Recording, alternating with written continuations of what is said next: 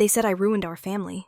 But how would you feel if your own father told the world you were dead just because you told the truth? I didn't fight back. I disappeared.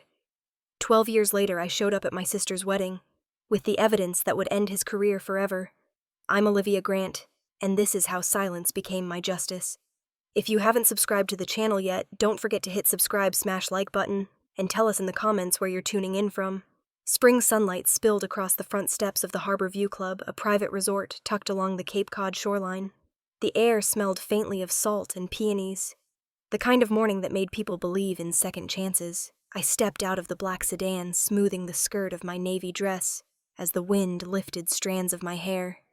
12 years. That's how long it had been since I'd stood on Massachusetts soil. 12 years since my father told me I was dead to him. And now I was back. Not for revenge, but for the truth. The doorman opened the glass doors, and a wave of piano music drifted out. Soft, romantic, deliberate. The main ballroom shimmered with white and gold crystal chandeliers, cream linens, a towering floral arch. Guests sat in perfect rows, their conversations a low hum.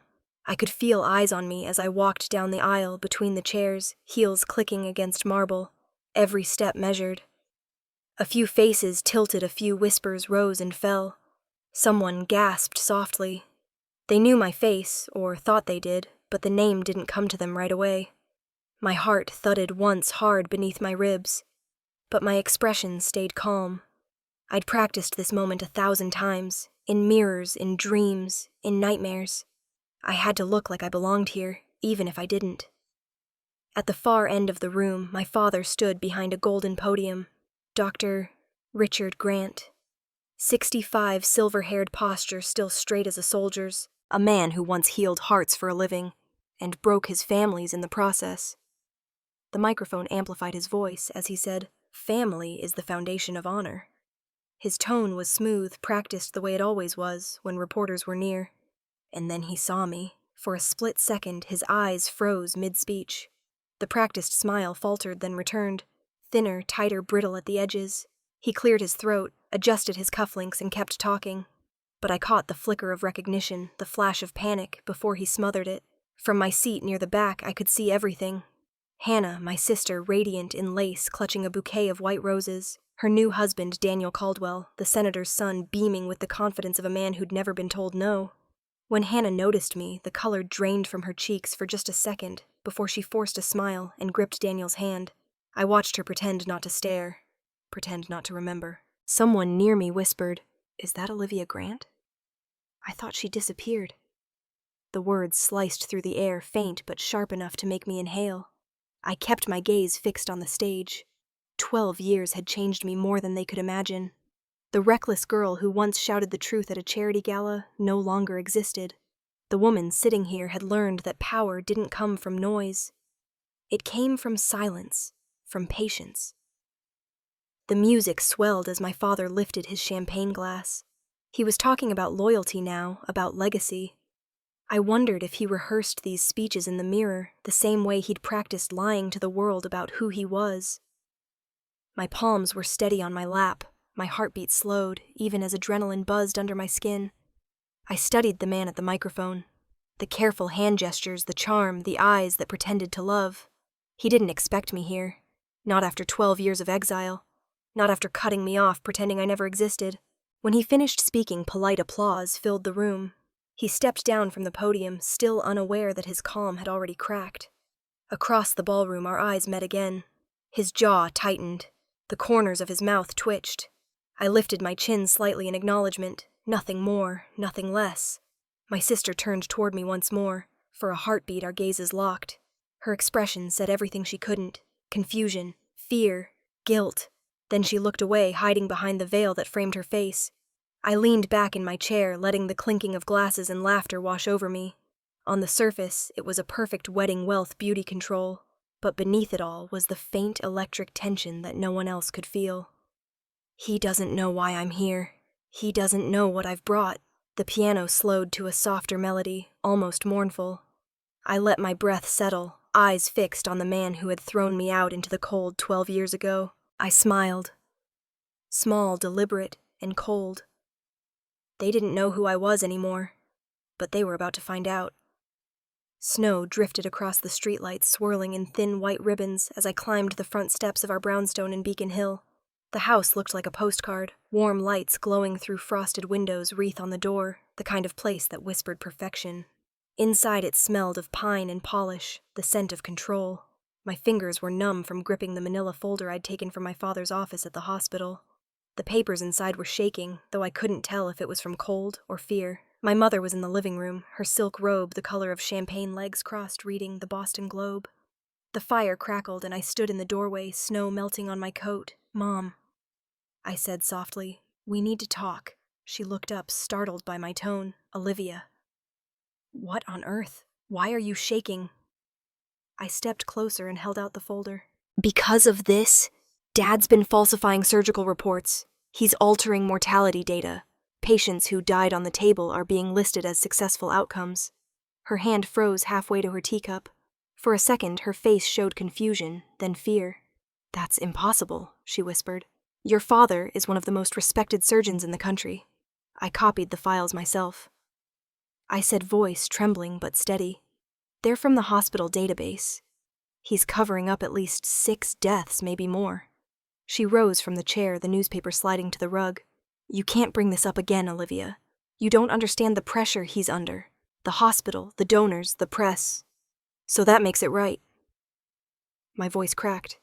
"He's risking people's lives for reputation." Her eyes flicked toward the staircase, fear tightening her features. "Keep your voice down. Does he know I found out?" She hesitated, and the silence told me enough. Something inside me broke. "You knew," I whispered. "You've known all along. Olivia, please. I thought if anyone would stand up for what's right, it would be you." Her face twisted, shame and fear colliding. "You don't know what it's like living with him, what he can do." "I do," I said quietly. "I've lived it too." I left her standing there and went upstairs. My father's study door was locked, but his voice carried through the wood. Low, confident, the tone he used when manipulating people. I could almost hear him smiling as he talked on the phone. "Yes, the numbers look excellent," he was saying. "Tell the board they can expect another record-breaking quarter." I waited for him to hang up. When I pushed the door open, he looked up, startled, then annoyed. "Olivia, you can't just barge in here. Why are you lying about your surgeries?" He blinked once slowly. "Excuse me, I saw the files. You're hiding patient deaths." The silence stretched. His expression didn't change, but the air in the room shifted. He went still like a predator who'd just spotted movement. "Those records are confidential," he said. "You had no right to look. I had every right. They're human lives, Dad. Don't call me that when you're accusing me of crimes. You're destroying everything you're supposed to stand for." He rose from behind his mahogany desk, every inch of him radiating anger. "You listen to me," he said, voice low and sharp. "You have no idea what this world demands. You think medicine is about purity. It's politics, reputation, funding. I do what's necessary. At what cost, I said. You're lying to patients. You're lying to Mom. You're lying to yourself." He slammed his hand on the desk. "Enough!" The noise made me flinch, but I didn't move. "I'm going to tell the board. They need to know." He came around the desk so fast I barely had time to step back. "If you breathe a word of this outside this house, you will regret it." I met his eyes. "I'm not afraid of you anymore." He stared at me for a long, dangerous moment, then laughed softly without humor.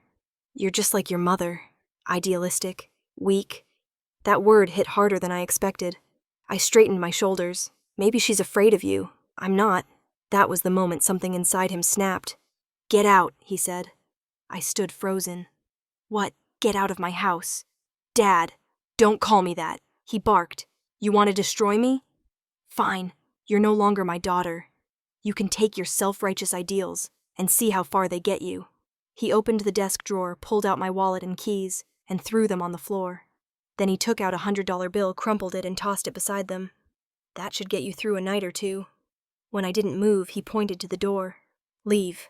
I heard my mother's voice from the hall. "Richard, please. Stay out of it," he snapped. I looked at her, standing in the shadows, eyes glossy with tears she didn't dare let fall. For a heartbeat, I wanted her to stop him, to take my side. She didn't. I bent down, picked up my wallet and the cash, and walked out. Outside, the air hit me like glass, so cold it burned. Snow fell harder now, sticking to my hair, melting into my eyelashes. I stood on the steps for a moment, staring at the front door. The house looked peaceful, golden from within. In Malm, they would probably have dinner like nothing happened. I pulled my coat tighter and started walking, my boots sinking into the fresh snow. My breath came out in white bursts. By the time I reached the end of the street, my fingers were numb. A taxi slowed beside me, headlights washing over the falling flakes. Where to miss, the driver asked. I hesitated. I had no destination, just a sudden, hollow freedom. Anywhere but here, I said. He nodded, and the car door clicked shut behind me. As we pulled away, I looked back one last time. The house was shrinking in the distance, the porch light fading into the snow. When that door closed behind me, I knew it wasn't just the end of a home. It was the beginning of everything that would come next. The first months in New York were a blur of noise exhaustion and survival. My apartment in Brooklyn was barely bigger than a storage room with water stains on the ceiling and a window that refused to close all the way. Every night, the city howled through the thin walls, sirens, trains shouting laughter from bars. It was chaos, but at least it wasn't silent. Silence reminded me of that house in Boston. I worked the night shift at a 24-hour diner off Atlantic Avenue. The kind of place where time didn't exist, neon lights humming coffee never cold enough to be fresh customers too tired or too lost to go home. I wiped tables until my fingers went numb, refilled mugs that would never empty. No one there knew my last name. No one cared. The only thing I kept from my old life was a small gold ring that had once belonged to my mother. I didn't wear it. I kept it in the pocket of my uniform, pressed against the fabric like a secret. Every time my hand brushed it, I remembered the warmth of her hand the night I left, how she almost stopped me, but didn't. Olivia. "You okay, Frank?" the cook shouted from behind the counter. "Yeah, I lied. Just tired," he laughed. "Welcome to New York, sweetheart." One night in late February, my body finally gave up. I was cleaning a table, the smell of bleach and burnt coffee thick in the air, when the world tilted. I grabbed for the counter mist, and everything went black. When I woke up, there was the beeping of a monitor, and the soft hiss of oxygen. The room smelled like disinfectant and faint flowers. For a second, I thought I was back at my father's hospital that he'd found me. But then, a calm, familiar voice said, "You've always been stubborn, Olivia." I turned my head. Sitting beside the bed was Professor Linda Harris, one of the few people from my college days who'd ever treated me as more than Richard Grant's daughter. Her hair was streaked with silver. Now her posture still sharp, her eyes full of curiosity. "Professor Harris." My voice cracked. "What are you? How did you—" She smiled. "I read the admissions list for Harvard's continuing education seminars every year. You weren't on it. Then tonight I was leaving the ER after visiting a friend, and who do I see unconscious in a hallway? The most promising student I ever had. I tried to sit up, but she gently pressed my shoulder. Easy. What happened to you?" I hesitated. How could I tell her everything? The lies, the exile, the fear. "I got lost," I whispered finally. She studied me for a long moment. "I don't believe in coincidences, Olivia. People cross paths for a reason, so I'll ask again. What happened?" And I told her. Not every detail, but enough. About the research files, about my father, about that night in the snow. When I finished, the silence in the room was heavy. Professor Harris leaned back in her chair, thoughtful. "You did the right thing," she said quietly. "But right doesn't always mean easy." "I'm tired of losing," I said. "Then stop fighting storms that haven't passed yet." She smiled gently. "If you want to win, wait until the wind dies. Then speak." Her words sank into me, calm and sharp at once. The hospital discharged me the next morning. Before she left, Harris scribbled her number on a notepad. "Call me when you decide what comes next. You still have that fire. It just needs direction." I kept that piece of paper folded in my wallet. Weeks blurred together after that. I slept during the day, worked at night, studied in between. I haunted the Brooklyn Public Library, flipping through law books until the lights dimmed. Every page reminded me of what I'd lost, and what I might still become. My landlord, Mrs. Blake, was a retired nurse with white curls and kind eyes. She never asked questions, just slipped envelopes of cash under my door when I was short on rent. One night I came home to find her sitting on the stoop knitting. "You look like you've been running from ghosts," she said. "Maybe I have." She nodded, not pushing. Then she handed me a small wad of bills. Take it. Consider it an investment in someone who still believes she can start over. I wanted to protest, but the lump in my throat stopped me. I'll pay you back. Maybe you will, she said. Maybe you won't. Doesn't matter. The kindness of strangers always hit harder than cruelty from those you loved. In early spring, I filled out an application for Harvard Law School. I didn't tell anyone. I typed the essay in the corner of my kitchen, the light flickering above me. My hands shook when I wrote the last line. I want to defend those whose truth costs too much to tell. Nights were long. I studied until dawn, drinking stale coffee, writing practice essays, until the letters blurred. Sometimes I'd whisper to myself, "You can do this," just to fill the silence. Weeks later, an envelope arrived, cream-colored, embossed with crimson letters. My heart pounded so hard I almost dropped it. I tore it open with trembling fingers. Dear Ms. Grant, we are pleased to inform you that you have been awarded a full scholarship to Harvard Law School. For a moment, I couldn't breathe. The words blurred through tears I hadn't planned to cry. My chest felt lighter than it had in years. I held the letter against my chest, laughing through the tears. Dad, I whispered, though he'd never hear me. You're going to see what the truth can build. Outside, the first snow of March was melting into rain, running down the cracked window pane. I pressed my hand to the glass and watched it fall. For the first time since leaving home, I wasn't afraid of where I was headed, only of how far I might go. The first day I walked through the halls of Harvard Law, I felt like an imposter. The ceilings were too high, the marble floors too polished, and everyone seemed to move with purpose, except me. I carried a tower of books, almost tall enough to hide behind, and I kept my head down as students brushed past. Future senators, judges, heirs to law firms, older than the state of Massachusetts. I was just a scholarship kid from nowhere, with a last name I didn't dare use too loudly. Careful there, someone said, when I dropped a casebook. A tall student with an expensive haircut smiled, then noticed my name on the cover page. His smile flickered. Grant. Any relation to Dr. Richard Grant? I met his gaze evenly. No relation. He nodded quickly and walked away. It wasn't a lie. Not anymore. That afternoon, I slipped into the back row of Professor Linda Harris's lecture on legal ethics. She stood at the front of the auditorium, calm but commanding, her voice cutting through the murmur of students.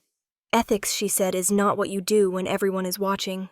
It's what you refuse to do when no one will ever know. Her words lodged somewhere deep inside me. I raised my hand before I could stop myself. Professor. I asked if telling the truth hurts someone, if it destroys them. Does silence become justified? The room quieted. Harris looked at me thoughtfully, then smiled. Silence has value only if it leads to justice. Ms. Grant. Otherwise, it's just fear in disguise. That night, I wrote those words on a sticky note and stuck it above my desk.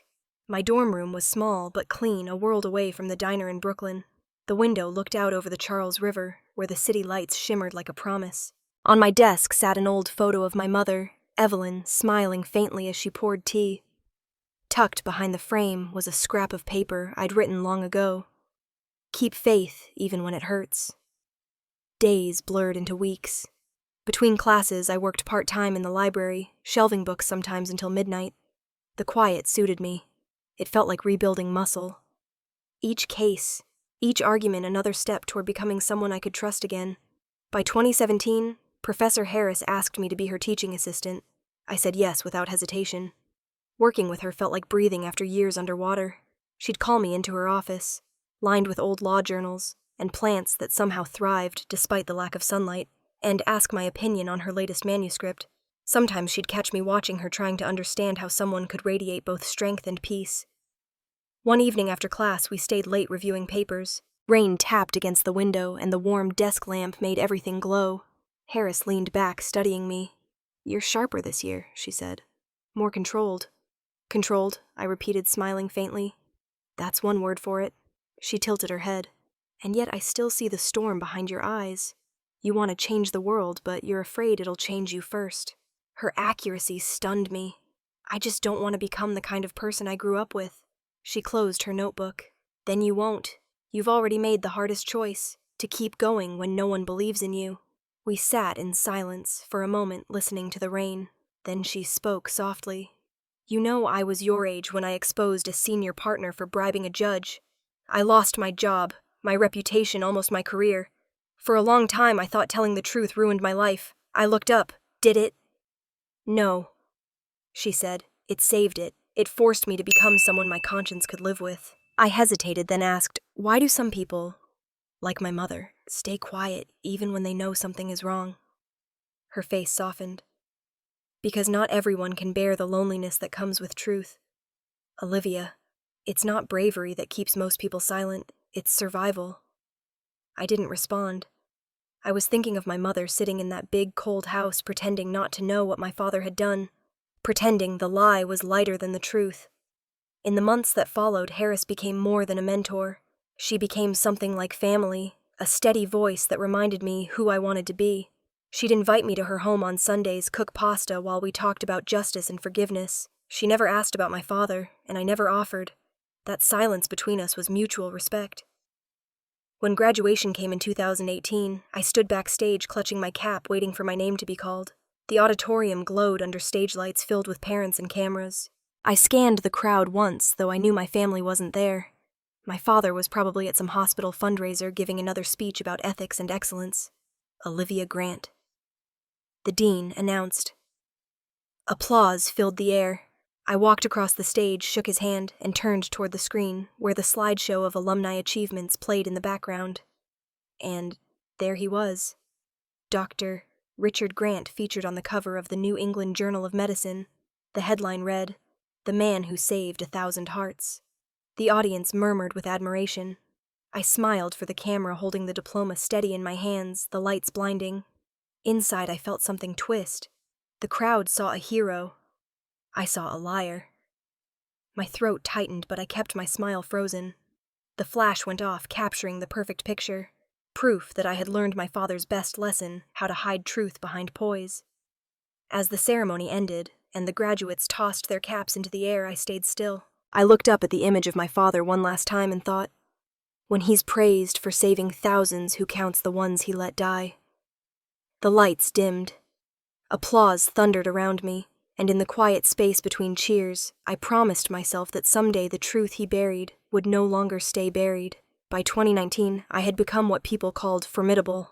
At least that's what the partners at Ellis & Cole said when they wanted something done cleanly and fast. My suits were tailored, my cases airtight, my coffee black and cold by the time I remembered to drink it. No one here knew the full story of how I got here, and I intended to keep it that way.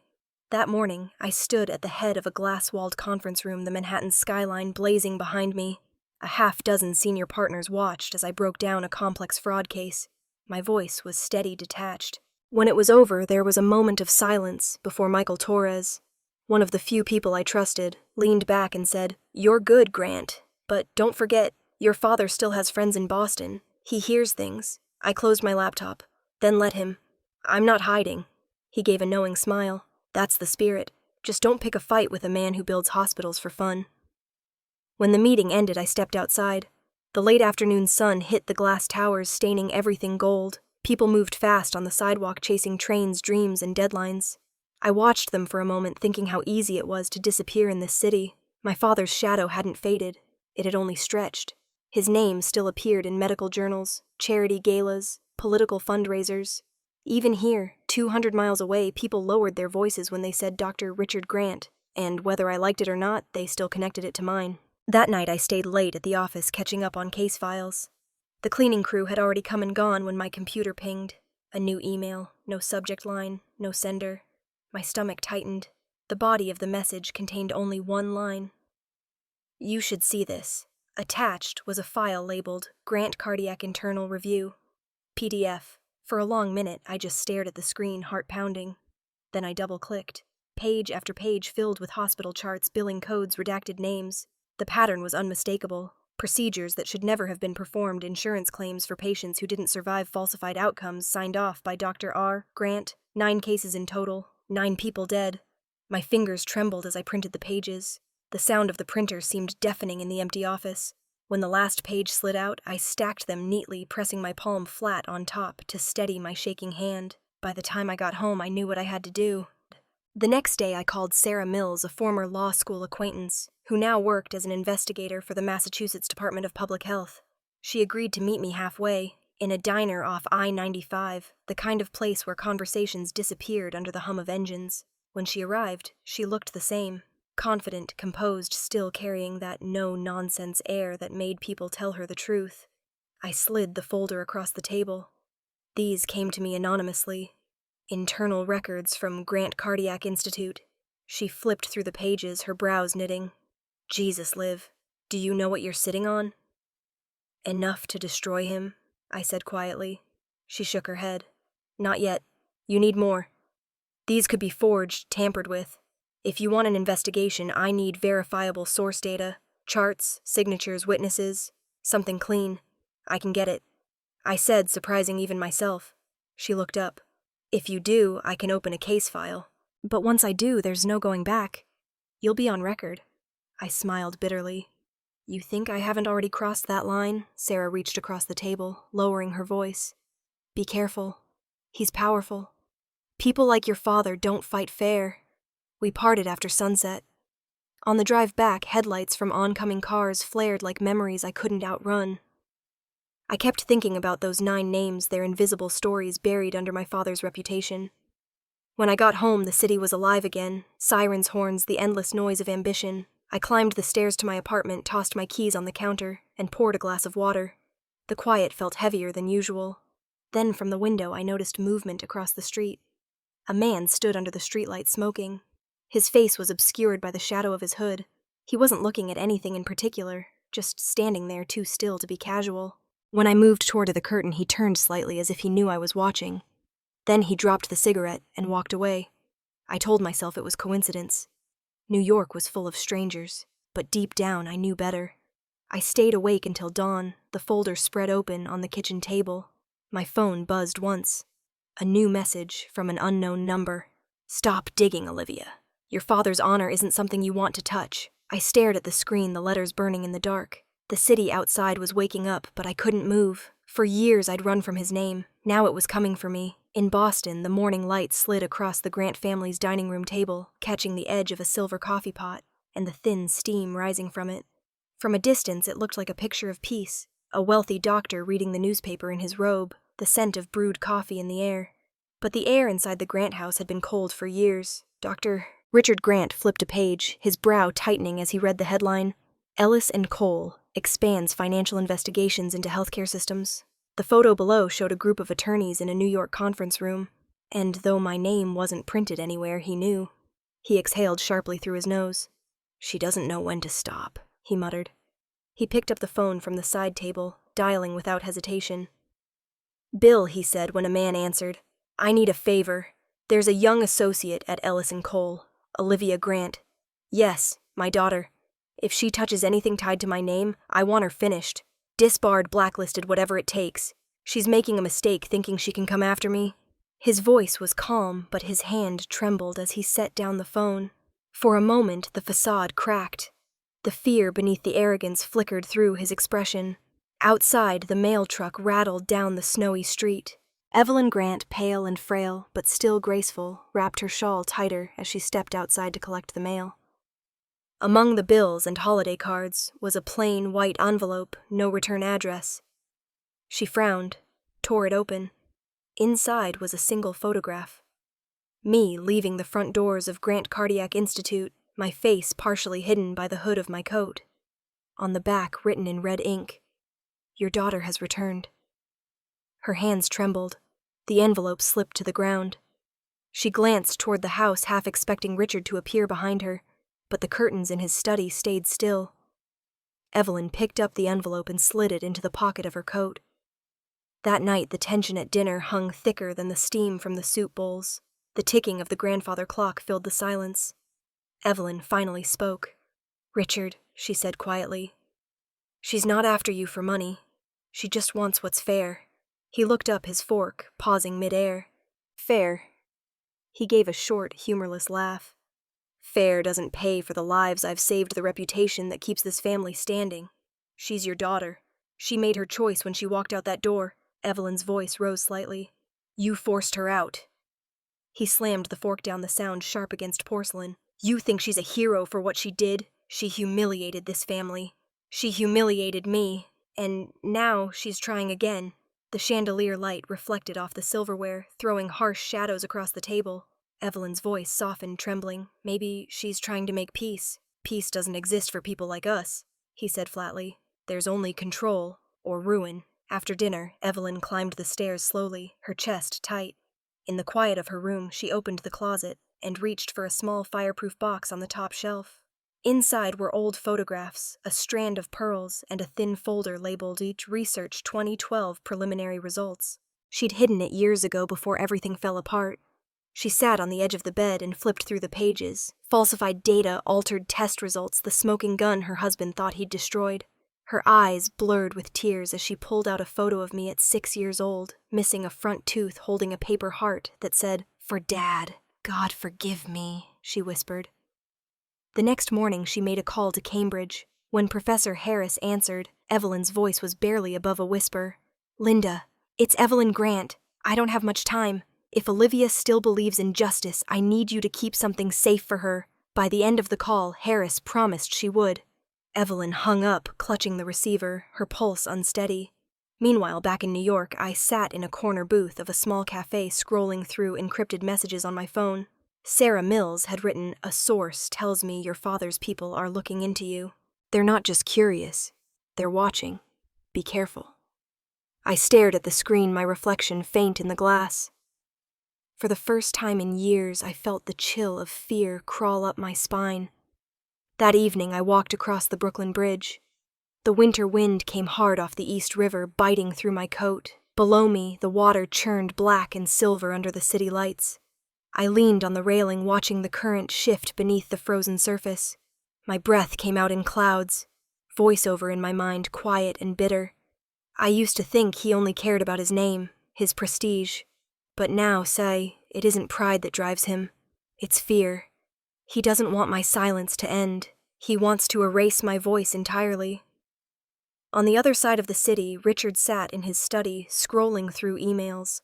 His assistant had forwarded a leak, an internal memo from the Institute's financial department now circulating online. It detailed suspicious billing patterns with his name in bold. He read it twice before his hand tightened around his glass. "She did this," he muttered. "That ungrateful girl." He hurled the glass against the wall. It shattered, whiskey dripping down the wallpaper. Evelyn, startled by the noise, appeared in the doorway. "Richard, what happened?" He turned to her, face red with fury. "She thinks she's going to expose me. She thinks she can win." Evelyn stepped closer, voice calm but firm. "Maybe it's not about winning. Maybe she just wants you to admit the truth." He spun toward her, his voice rising. "The truth. The truth would destroy everything I've built. She will never win." The words echoed down the hall long after he stormed out. Evelyn watched him go, her heart breaking for both of us. The husband trapped by his pride, and the daughter fighting to breathe outside its shadow. That night, Boston's snow fell thick and silent over the Grant estate. Inside, Richard paced the study, the broken glass glinting at his feet. His reflection fractured in the window. And somewhere miles away in a city that never slept, I stared at the black water below the bridge and thought, he'll never stop trying to bury me. But he doesn't know I've already learned how to survive underground. It was an ordinary January morning in Manhattan. Cold gray and efficient. I was buried under stacks of financial disclosures in my office at Ellis & Cole when my assistant Harper appeared at the door holding a thick, white envelope. "This just came for you," she said. "Courier delivery. No return address." I glanced at the seal. Elegant, embossed with gold foil. Not the kind of mail I usually got. "Thanks, you can leave it there," I said, pretending it was nothing. But after she left, I couldn't take my eyes off it. When I finally slid it open, a folded card slid out, thick and expensive, smelling faintly of roses. Hannah Grant and Daniel Caldwell III. Request the honor of your presence at their wedding celebration. The Harbor View Club. Cape Cod. March 2025. My stomach clenched at the sight of my sister's name beside mine, or what used to be mine. The gold letters shimmered under the light, but all I saw was the word Grant, 12 years of silence, and this was how they reached out. For a long time, I just sat there staring at the invitation, the world narrowing to that one piece of paper.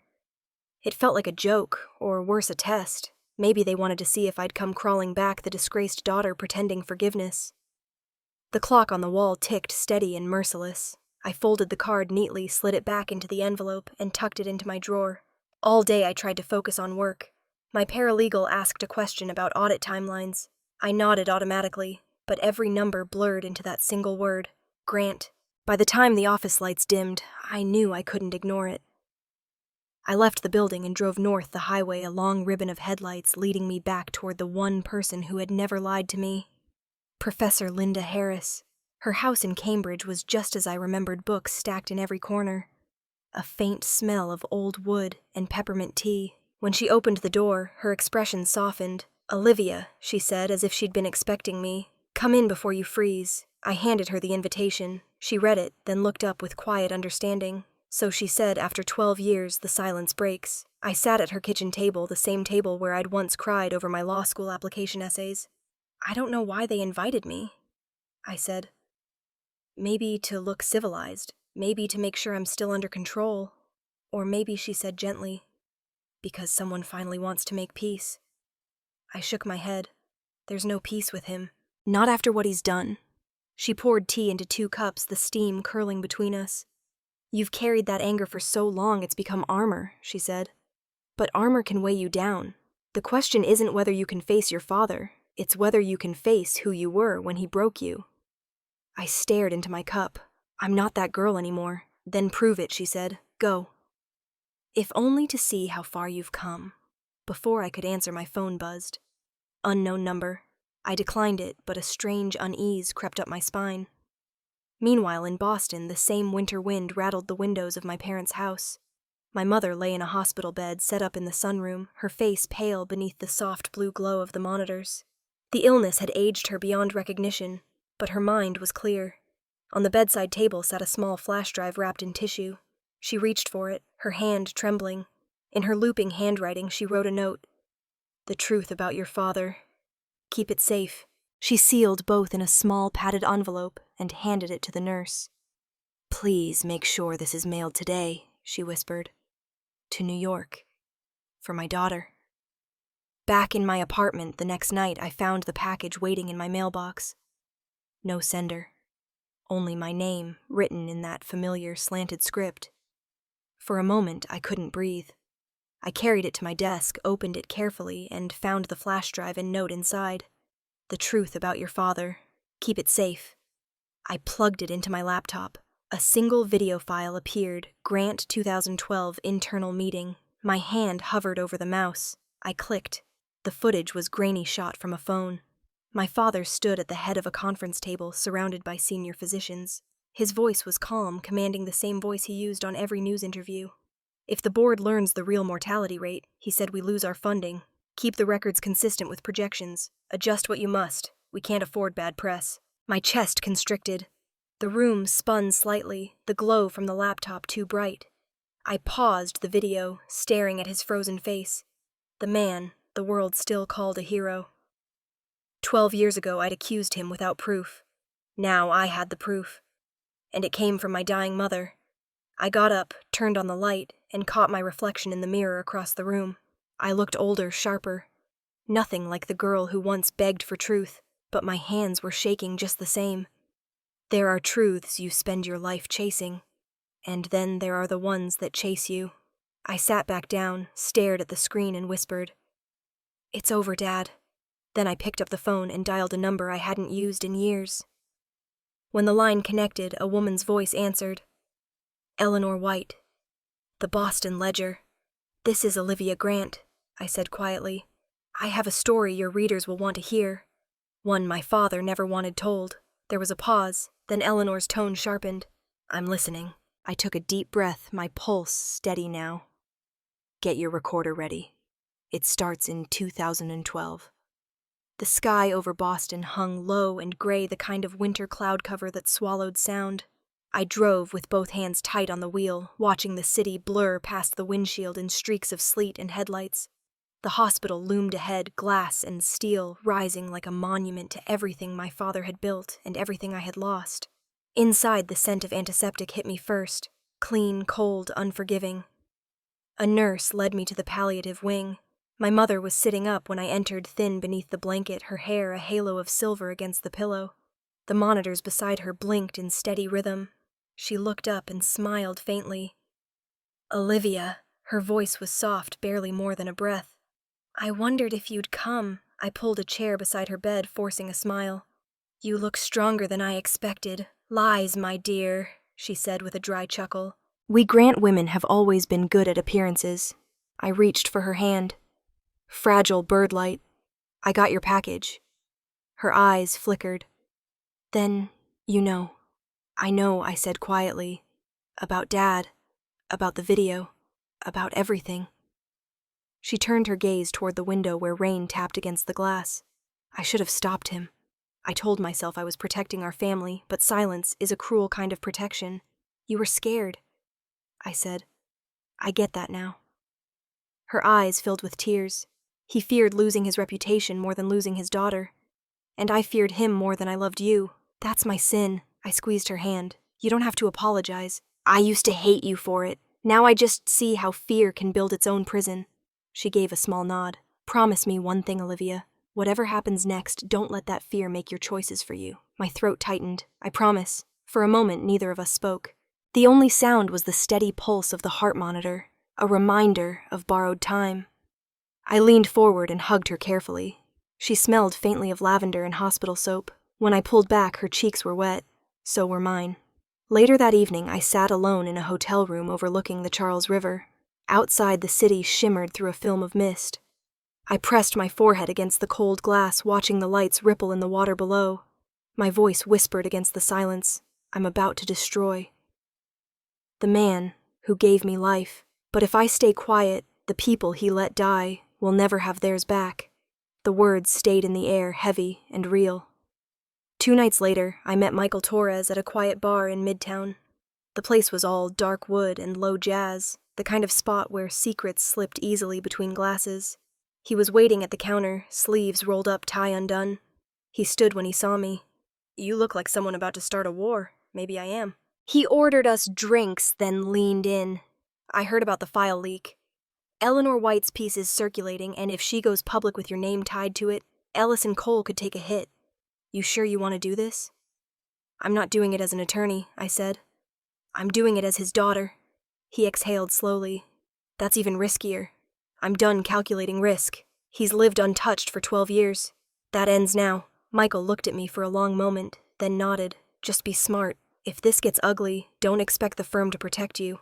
They'll protect themselves. I wouldn't expect anything else." We finished our drinks in silence. When I left, the night air was sharp against my face, the city alive with sirens and possibility. Halfway across the street, my phone buzzed. A message from Eleanor Video encrypted. "When you say the word truth, it will broadcast live." My fingers hovered over the keyboard before I typed back, make sure everyone sees it. The message marked, "Read within seconds." No reply. Back at the hotel, I opened my suitcase on the bed. The USB drive went into the side pocket of my coat. The handwritten letter from my mother. Folded fragile. Followed it. Each movement felt deliberate ceremonial, like preparing for battle. I sat on the edge of the bed, staring at the open suitcase, the weight of what I was about to do pressing into my chest. I walked to the bathroom mirror. The woman looking back wasn't the frightened girl who'd once walked out into the snow with nothing but a backpack and pride. Her eyes were colder, sharper, but tired in a way that only truth could make you tired. I whispered to my reflection, "This isn't revenge." A pause. My reflection didn't blink. "It's just time to end the lies." I closed the suitcase, zipped it shut, and turned off the lights. Tomorrow I would drive to Cape Cod. Tomorrow the storm would finally break. The morning light off Cape Cod was almost too perfect, soft, golden, and cruel in its beauty. The Harbor View Club gleamed like something out of a bridal magazine. White roses on every table, crystal chandeliers catching the sunlight, servers gliding silently in pressed uniforms. A string quartet played near the terrace, their music floating over the ocean breeze. I stepped out of the car and inhaled the sharp salt air. For a moment, I let it sting my lungs, grounding me. My heels clicked against the marble path, as I walked toward the entrance, clutching the small black clutch where the flash drive rested beside my mother's folded letter. Inside, everything shimmered. The room was a sea of white and gold, filled with the kind of people who never worried about anything as trivial as consequences. Senators, surgeons, donors. The same circles that had once celebrated my father's excellence. The woman at the reception desk looked up with a polite smile. "Welcome to the Caldwell Grant wedding. May I have your name?" "Olivia Grant," I said. Her hand froze midair. "Ah." She glanced at the list, confusion flickering across her face. "One moment, please." She whispered something to the coordinator beside her. He checked his tablet, then looked up at me with forced professionalism. "Ms. Grant, you've been marked as a VIP escort guest. You'll be seated at table 5 near the back of the hall." "Of course," I said evenly. "Wouldn't want to be too close to the family." The coordinator smiled weakly, gestured toward a young attendant. "Please show Ms. Grant to her seat." As I walked through the grand ballroom, the murmur started. Soft at first. Curiosity, confusion, disbelief. "Is that her?" "She looks different. I thought she left the country." Eyes followed me like spotlights. I kept my expression calm, detached, the way Harris once told me to be when facing a jury. My steps didn't falter, though my pulse quickened beneath my dress. At the head of the room, my father stood beside the groom. Tall, composed, his tuxedo immaculate. The proud patriarch. When his gaze caught mine, his smile faltered. The muscles in his jaw tensed, the mask slipping for just a second before he caught it again. He turned sharply to Daniel Caldwell, whispering something I couldn't hear. Daniel, looking uneasy, said something in return and motioned toward the bridal suite. Then Hannah appeared at the top of the staircase. My sister looked ethereal. White lace, delicate veil, a smile practiced to perfection. When her eyes landed on me, the smile wavered. For a split second, the air between us froze. Then she recovered, looping her arm through Daniel's and continuing down the steps, as if nothing had happened. My father's voice was tight when he spoke to Daniel. "Who invited her?" Daniel blinked. "Hannah said she wanted her sister here." "She has no sister," he snapped. Hannah turned her head slightly, her voice quiet but firm. "Yes, I do." I sat at table 5 far enough to see everything, but close enough to feel the tension rippling through the air. I set my clutch on the table, fingers brushing the flash drive inside. They don't know it yet, I thought, but this perfect wedding is about to become something else entirely. The ceremony began outside overlooking the water. Vows, applause, champagne. Everyone clapped on cue. I watched from the last row, the sea breeze tugging at my hair, the salt sharp on my tongue. Hannah's laughter sounded hollow, even from a distance. When the reception moved indoors, the chatter grew louder, guests comparing vacations, hospitals, political campaigns. Every conversation built on performance. A server filled my glass with champagne I didn't touch. Across the room, my father laughed at something Senator Caldwell said. His hand rested lightly on the older man's shoulder, the gesture casual, proprietary. I knew that look, the one he used when closing deals or covering lies. Eventually, the music softened, and the MC's voice echoed through the speakers. "Ladies and gentlemen, may I have your attention for the father of the bride, Dr. Richard Grant." Applause followed as he walked to the microphone. I sat back, my heart a measured drumbeat against my ribs. He smiled, his voice warm and familiar to everyone but me. "Family," he began, "is the most precious gift life gives us. It's where we learn truth, loyalty, and grace." The crowd hummed in approval. He continued, eyes sweeping the room, but never settling on me. Today, as I watch my daughter begin a new chapter, I'm reminded that honesty is the foundation of everything good. Without truth, even love cannot stand. The words rang hollow, echoing through the ballroom like an insult only I could hear. I felt the burn rising in my chest. Anger, grief, justice clawing for air. I stood. The sound of my chair scraping against the floor drew attention instantly. Heads turned. Whispers erupted. My father froze mid-sentence. I walked toward the stage, each step steady, my heels loud against the polished floor.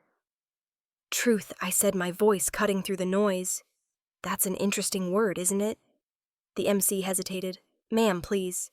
I held up a hand. Dr. Grant was just telling us about honesty. Maybe we should all see what that looks like. Gasps rippled through the crowd. Hannah's eyes widened. My father's face went pale, then flushed red. Olivia. He said, his voice low, warning. Sit down. I shook my head. No, Dad. Not this time. A beat of silence. The music stopped entirely. All that remained was the pounding of my pulse and the sound of waves crashing outside. Every guest in that glittering room was watching. The politicians, the journalists, the doctors who owed him favors. I could feel the moment shift the air thick with anticipation. My fingers brushed the flash drive in my clutch, cool and small, the weight of 12 years pressing against my palm. I looked at my father one last time, his mask finally cracking. Fear flickering in the corners of his eyes. Let's talk about truth, I said. And the room held its breath. The ballroom lights felt too bright, every chandelier reflection slicing across my vision. I could hear my own heartbeat echoing through the microphone before I spoke. My name is Olivia Grant. I said, my voice carrying through the room. The one you've probably heard of only as the daughter who ruined everything. The one who was called a liar, a troublemaker, a disgrace. The truth is, I was none of those things. I was just the only one who refused to stay quiet. Hundreds of faces turned toward me, curious, confused, scandal-hungry. Hannah froze by the head table, her veil trembling slightly as she looked at me. My father's expression hardened into something between shock and fury. Who gave you permission to speak? He snapped, his tone sharp enough to cut through the murmurs. I held his gaze. I don't need permission, not anymore. I came to return something you lost a long time ago, something you've spent years trying to bury.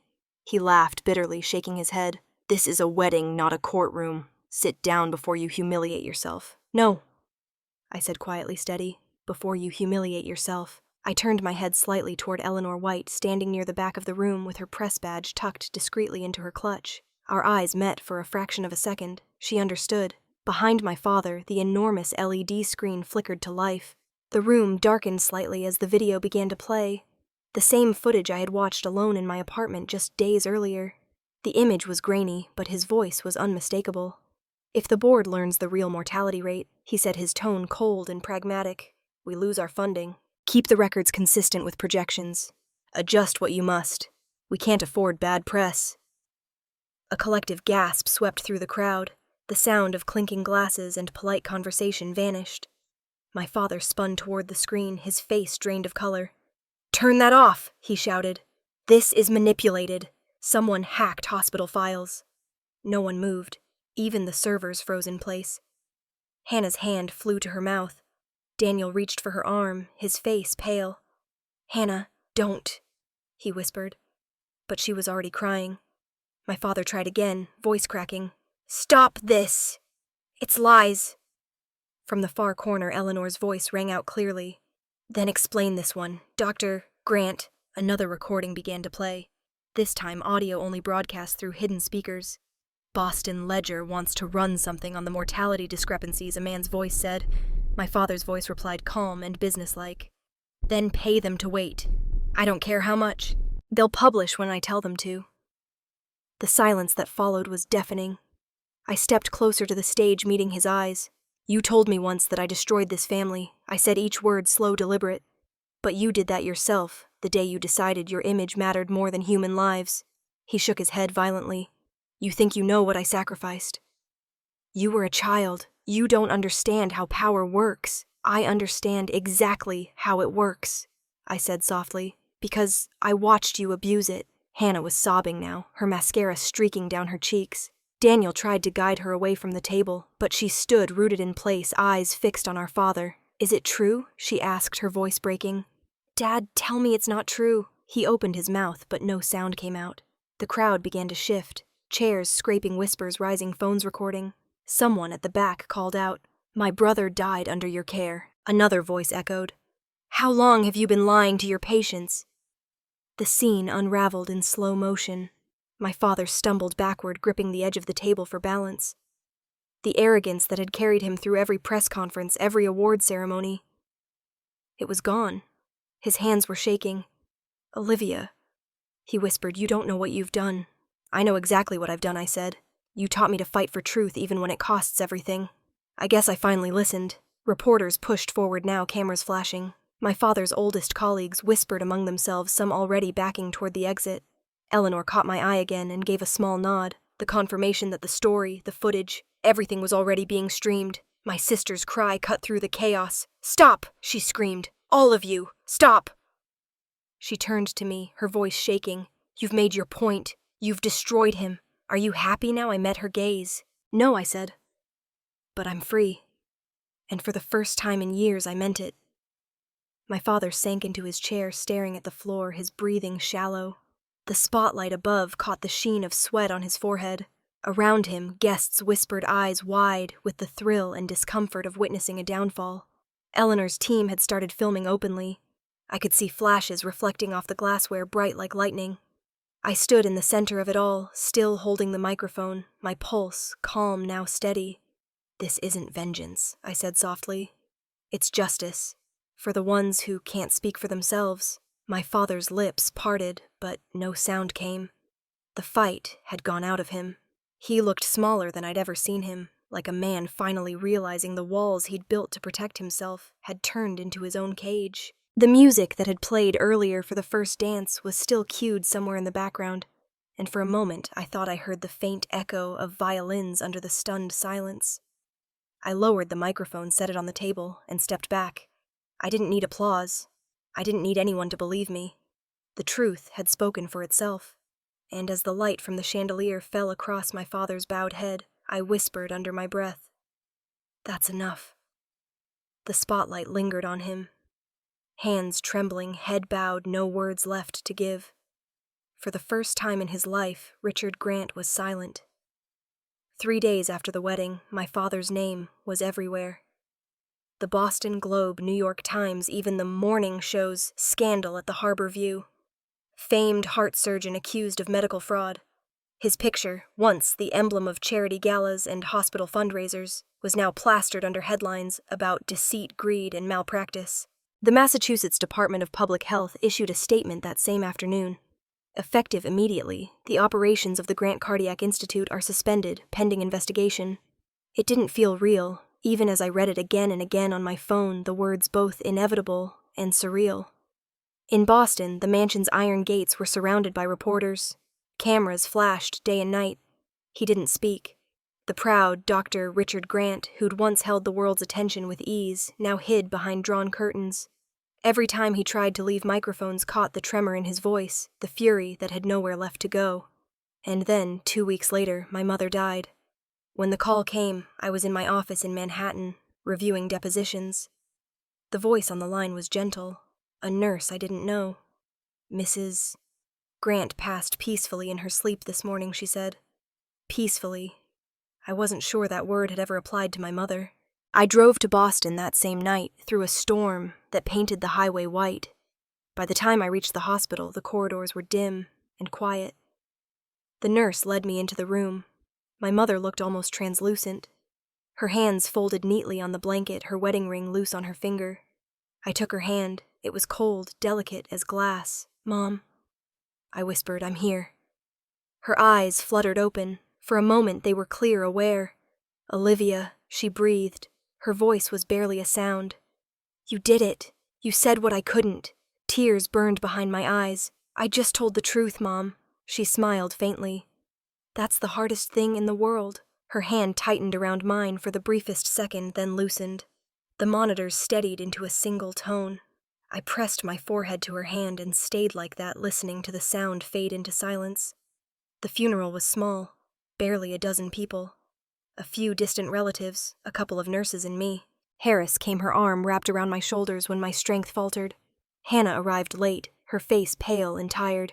She looked older, fragile in a way that mirrored our mother. When the service ended, she approached me, clutching a small envelope. "I found these in Mom's desk," she said. Her voice trembled. "Letters she never sent. They're all addressed to you." I took the envelope carefully, my throat tight. "Thank you." She hesitated, then said, "I believed him. Olivia, every word. I thought you were angry, jealous, unstable. But you were right, about everything." Tears spilled down her cheeks. "I'm sorry. I'm so sorry. I pulled her into an embrace. For a long moment we just stood there. 2 daughters who'd finally stopped pretending their family was whole. It's over now, I said softly. We can stop apologizing. Afterward, as the mourners left, I stayed by the grave until the sky turned violet. My mother's name looked strange carved in stone. Elizabeth Carter Grant, 1957 to 2025. Dates that couldn't capture who she was, or who she could have been. A few days later, I saw a clip of my father outside the house. His hair uncombed, coat unbuttoned, reporters shouting questions he ignored. The camera zoomed in just long enough to catch his face, old, deflated, defeated. The man who once commanded rooms with a glance now stood shrinking from the world. Back in New York, I returned to the rhythm of my life. Court filings, client meetings, the hum of the city. Yet everything felt sharper, more fragile. The victory I'd chased for so long didn't feel like triumph. It felt like the echo of something already broken. One evening I sat by the window of my apartment, the city lights flickering below. A fresh copy of the Harvard Law Review lay open on my desk, my name beneath the title, The Cost of Silence. In the article, I'd written what I had learned the hard way. Silence can be an act of loyalty, but when it hides injustice, it becomes a crime of its own. I read the last line out loud to the empty room. My voice barely above a whisper. Sometimes speaking the truth isn't punishment. It's the beginning of forgiveness. The phone rang. Harris's voice came through warm and proud. I just read your piece, she said. You did the right thing, Olivia. It was never revenge. It was release. I smiled faintly, though she couldn't see it. I hope so. Your mother would be proud, she said softly. After we hung up, I stood at my window, watching the snow fall lightly over the city. My reflection in the glass looked calm for the first time in years. I lit a small candle beside my mother's photo, the flames steady despite the draft. You were right, I whispered. Silence never saved anyone. Outside, a gust of wind swept through the streets, rattling the window slightly. The flame flickered but didn't go out. For the first time since I'd spoken at that wedding, I felt peace. Not joy, not victory, just peace. I looked out over the city, the faint glow of dawn softening the skyline. The world had changed, and so had I. Justice, I thought, always finds its way home. Spring came early that year. Boston was warmer than I remembered, the kind of day where the air carried the scent of new beginnings. I parked along the narrow lane that led into Oak Hill Cemetery and walked slowly toward my mother's grave. The cherry trees lining the path were in full bloom petals, drifting through the sunlight like soft snow. Her headstone was simple, just her name, her dates, and a single inscription I had chosen. She believed in kindness, even when it failed her. I knelt, brushing away the fallen petals, and placed a bouquet of white lilies at the base. Hi, Mom, I said softly. It's been a year. The wind stirred gentle and cool. For a moment, it felt like she was listening. I told her about work, about how Hannah had started volunteering at a hospice near Cambridge, how she'd stopped wearing her wedding ring and started painting again. I told her about the article that had been picked up by The Atlantic, and how people had written to me from all over the country, doctors, patients, daughters of men like mine, saying the story helped them find courage. I think you'd like that, I whispered. To know something good came out of all that pain. A soft crunch of gravel made me turn. My father was walking toward me. His once dark hair had turned nearly silver, his frame thinner beneath the gray overcoat. For the first time he looked his age. When he reached me, he stopped a few feet away, unsure if he was welcome. Olivia, he said quietly. I stood brushing the dirt from my hands. Dad, he nodded toward the flowers. You always bring white lilies. Your mother loved those. I know. For a moment, neither of us spoke. The only sounds were the distant birds and the whisper of wind through the branches. He looked down at the headstone, his voice trembling. I've lost everything. The institute, my license, the house. All gone. What's left is this. He gestured weakly toward the grave, then to me. And the truth you forced me to face. I studied him.